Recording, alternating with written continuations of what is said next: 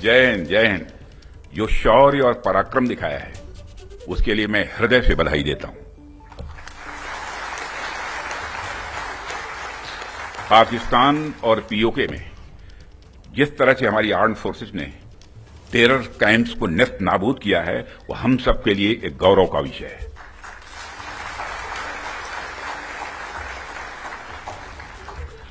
साथियों, आप सभी नेशनल क्वालिटी कॉन्क्लेव का आयोजन ये आपका चल रहा है। क्वालिटी की क्या भूमिका होती है, यह क्या रोल अदा करती है, इसका नमूना हमने कल देखा।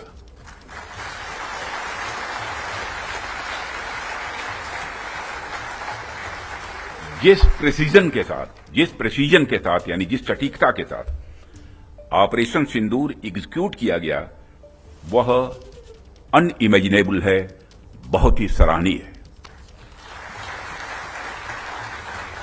इसमें 9 टेररिस्ट कैंप्स तबाह हुए और अच्छी खासी संख्या में आतंकी मारे गए। जिस तरह से इस ऑपरेशन को किसी भी इनोसेंट को नुकसान पहुंचाए बिना मिनिमम कोलेटरल डैमेज के साथ अंजाम दिया गया, वह इसलिए संभव हो पाया क्योंकि हमारे formidable and professionally trained arm forces के पास इक्विपमेंट भी हाई क्वालिटी के थे।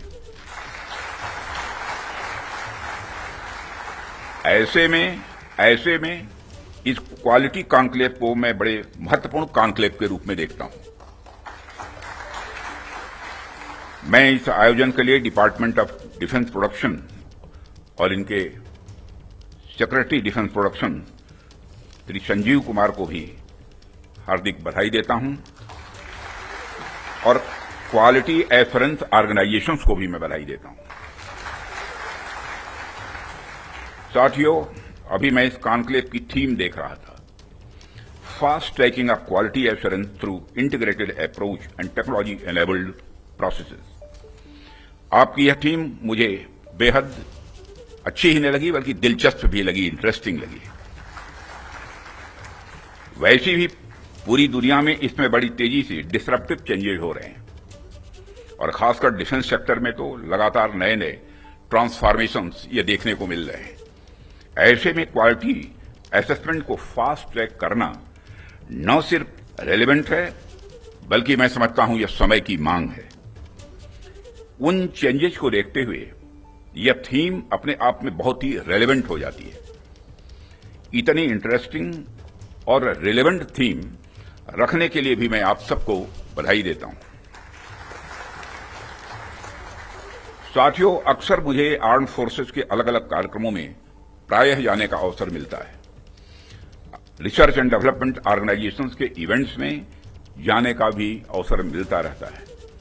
प्राइवेट सेक्टर द्वारा आयोजित कार्यक्रमों में भी मैं प्रायः जाता ही रहता हूं, परंतु आज का यह जो मंच है यह अपने आप में बड़ा अलग है और एक विशिष्ट मंच है। मैं ये देख रहा हूं कि यहां कई सारे लोग हैं जो अलग अलग फील्ड्स में महारत जिन्होंने हासिल की है, महारथी बैठे हैं यहां।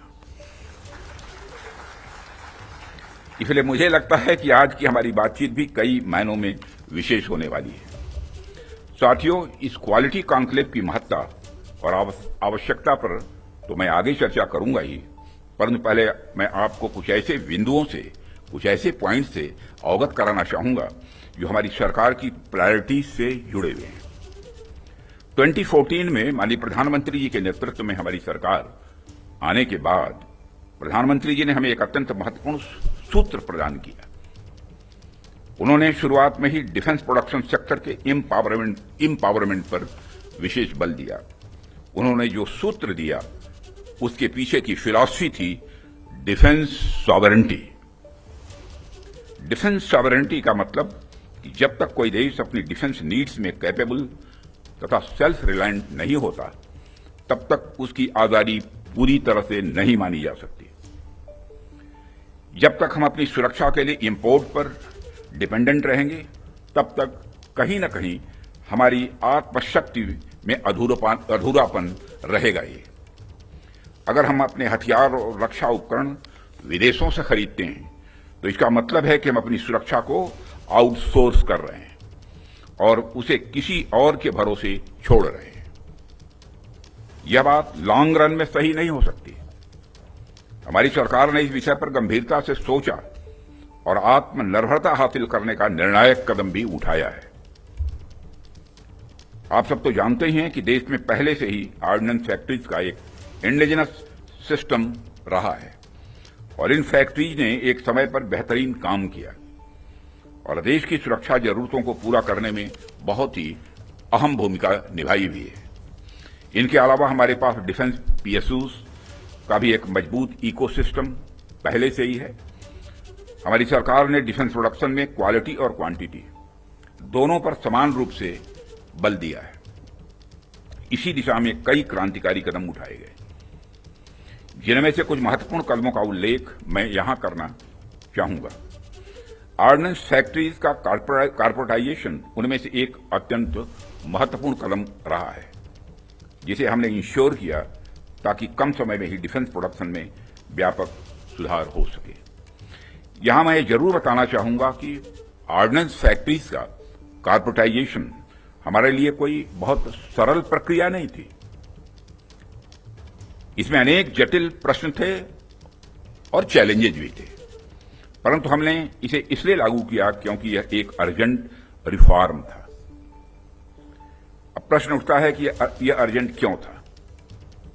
इसका एक बड़ा कारण था क्वालिटी। आप सभी स्पेशलिस्ट के समक्ष मैं यह कह सकता हूं कि सरकार ने क्वालिटी को अपना प्रायोरिटी रिफॉर्म एजेंडा बनाया है। हमने क्वालिटी इंप्रूवमेंट को ही टारगेट करते हुए ऑर्डिनेंस फैक्ट्रीज का कॉर्पोरेटाइजेशन किया। तब से लेकर आज तक डिफेंस पीएसयूज ने लगातार सुधार किया है और कॉर्पोरेटाइजेशन के पश्चात क्वालिटी प्रोडक्शन को लगातार आगे बढ़ाने का प्रयास भी किया गया है और आज ये डीपीएसयूज इंटरनेशनली कॉम्पिटिटिव हो रहे हैं।